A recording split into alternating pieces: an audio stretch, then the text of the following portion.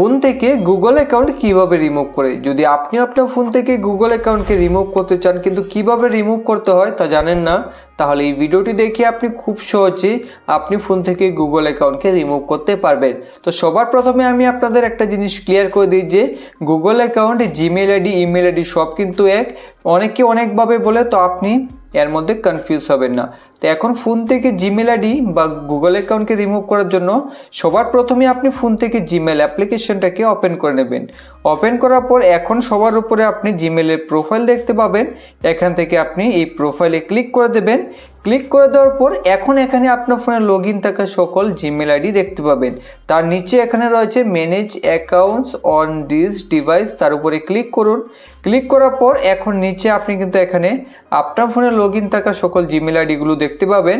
এখান থেকে আপনি যে জিমেল আইডিকে ফোন থেকে রিমুভ করতে চান, লগ আউট করতে চান, তার উপরে ক্লিক করবেন। ক্লিক করার পর এখন এখানে দেখতে পাবেন রিমুভ অ্যাকাউন্ট। আর যদি আপনাদের এখানে রিমুভ অ্যাকাউন্ট না আসে তাহলে আপনি এখানে থ্রি ডট দেখতে পাবেন। এই থ্রি ডটে ক্লিক করে আপনি রিমুভ অ্যাকাউন্টে ক্লিক করে দিলেও হবে।